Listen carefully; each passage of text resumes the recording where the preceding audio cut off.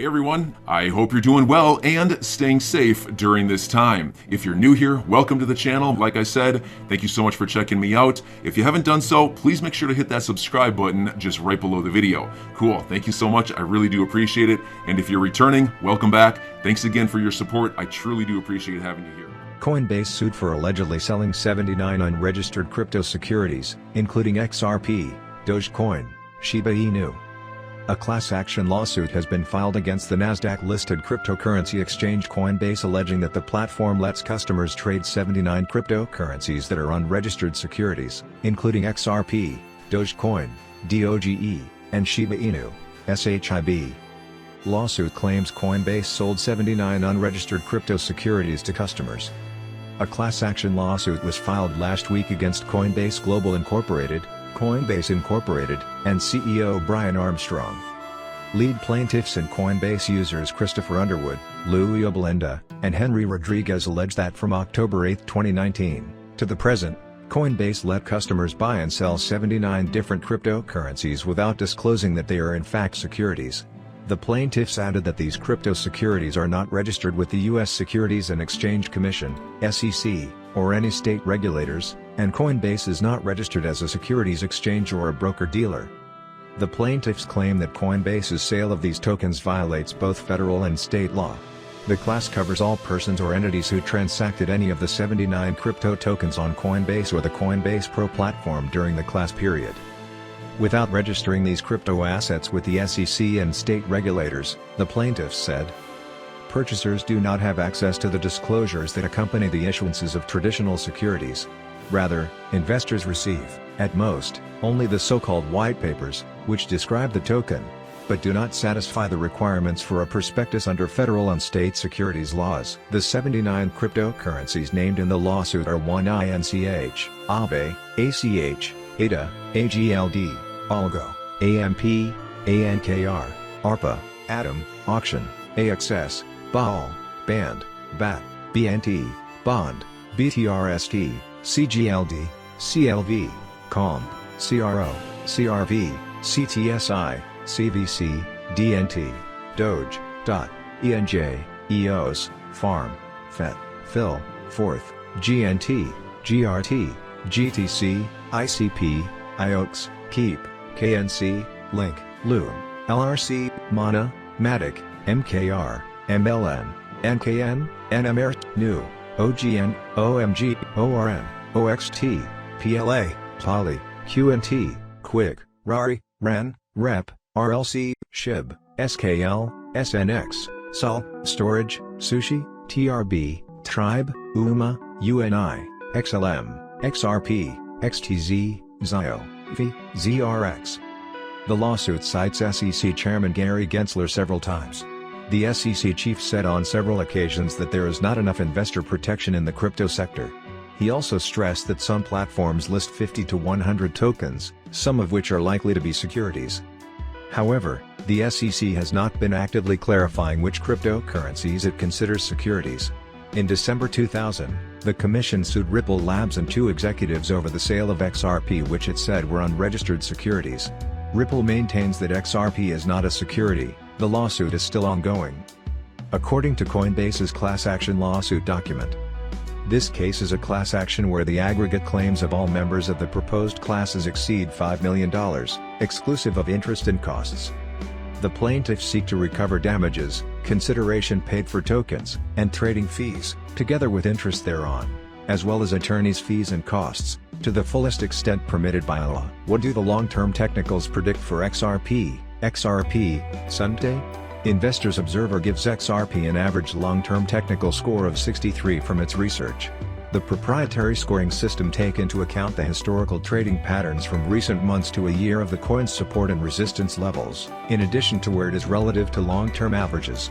The analysis helps to determine whether it's a strong buy and hold investment opportunity currently for traders. XRP at this time has a superior long-term technical analysis score than 63% of cryptos in circulation. The long-term rank will be most relevant to buy and hold type investors who are looking for strong steady growth when allocating their assets. Combining a high long and short-term technical score will also help portfolio managers discover coins that have bottomed out. Trading analysis. XRP's price is $0.040000, 5.21%, above its 100-day moving average price of $0.77000000 as its price at the moment sits at $0.81000000.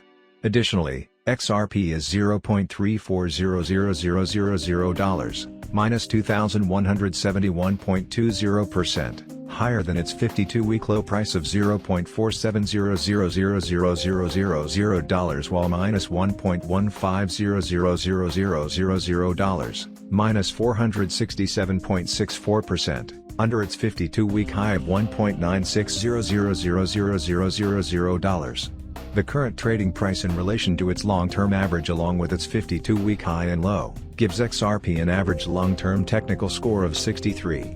Long-term trading movement of XRP suggests that investors are neutral on the coin at the moment.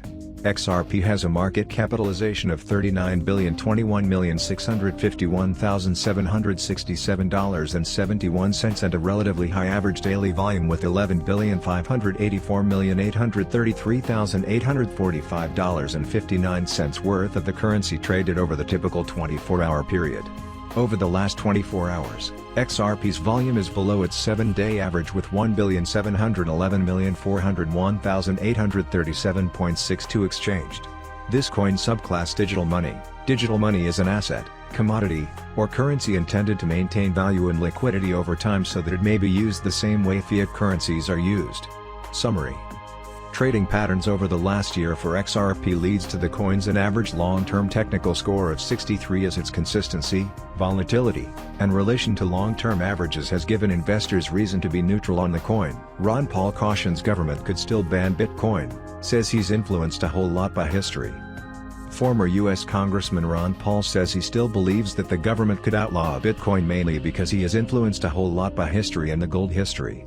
Despite his warning, Paul stressed that crypto should be obviously permitted. Ron Paul discusses Bitcoin as interest in crypto rises. Former presidential candidate Ron Paul discussed the future of Bitcoin and the economic impact of the Russia-Ukraine war in an interview with Kitco News' Michelle McQuarrie Thursday. Paul is an American author, physician, and retired politician. The former representative from Texas launched the Ron Paul Liberty Report in 2015 to bring provocative opinion and analysis to the breaking issues affecting our lives and finances, its website details. The former congressman has repeatedly warned that the government could crack down on Bitcoin. My concern is that governments over centuries have been notoriously very eager to have control of the money. Believe me, they will not give up control of money, he described. However, interest in Bitcoin has soared recently with more institutional investors supporting the ecosystem. This week, the Ukrainian government created a legal framework for cryptocurrency following the invasion by Russia. It also set up an official crypto donation website. Moreover, BTC is currently legal tender in El Salvador. Paul was asked if he still believes that Bitcoin is at risk of being outright banned or outlawed. He replied, "Yeah, I do, mainly because I'm influenced a whole lot by history, and the gold history, and my interest in studying money and some of the principles that Austrian economics teaches about what the nature of money should be." Nonetheless, Paul emphasized, "But that doesn't sway me from arguing the case for those who know about crypto, who understand it better than I do, that it should be obviously permitted. But a lot of people don't understand it, so I would be cautious." He further shared, "I've been trying to figure out, is Bitcoin more like a stock or a bond or a hard asset commodity? Right now, I would say, looking at different statistics, it seems to trace stock prices." In June last year, the former congressman said he wants Bitcoin to be totally legalized to compete with the US dollar and let the people decide. "My goal is to legalize the competition and the people will sort it out. Freedom of choice will sort it out," he opined. What do you think about Ron Paul's comments? Let us know in the comments section below. The president of the Federal Reserve Bank of St. Louis, James Bullard, has called for more aggressive measures to combat inflation and reduce the size of the Fed's balance sheet. The burden of excessive inflation is particularly heavy for people with modest incomes and wealth and for those with limited ability to adjust to a rising cost of living, he stressed. Fed's Bullard pushes for more aggressive rate hikes to better manage economic situation. St. Louis Federal Reserve Bank President James Bullard issued a statement Friday regarding his dissenting vote at last week's Federal Open Market Committee (FOMC) meeting.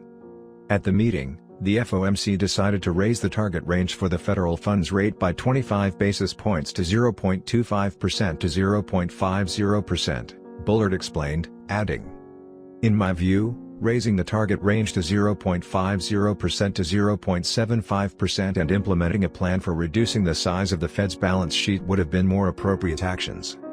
Bullard is an economist who has been the president of the Federal Reserve Bank of St. Louis since 2008.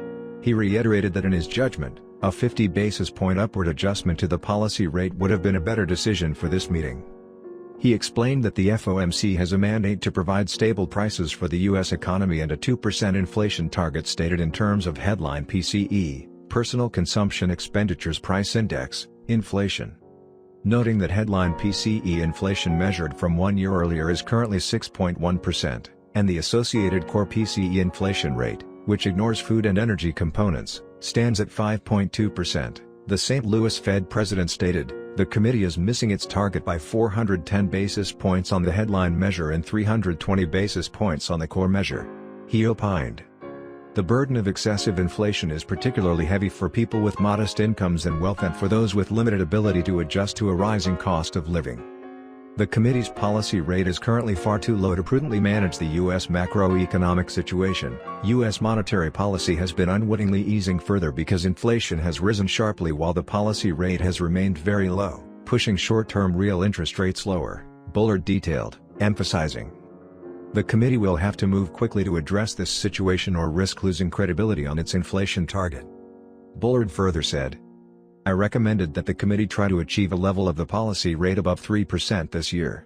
This would quickly adjust the policy rate to a more appropriate level for the current circumstances." 10 FOMC members projected a Fed funds rate of 1.75% to 2% by year's end, according to the projections they submitted in conjunction with a meeting last week. However, 8 said that it should be higher, with the highest prediction indicating a range of 3% to 3.25%. What do you think about the St. Louis Federal Reserve Bank president's comments? Let us know in the comments section below. I'm your guy. I will keep you posted. I'm your advocate. I'll be back on a daily basis, usually multiple times per day, with these videos to keep you updated with everything going on. So, I hope you enjoyed the video. If you haven't done so, make sure to hit that subscribe button. Feel free to share any of my videos with your friends, family, social media, or anybody who may care to listen. Thanks so much for your continued support. I'm always here for you. I want to help you through this time. So thank you so much for continuing to choose me. Enjoy your day, stay safe, and I'll catch you again probably in a couple hours. Thanks, everybody. See you later.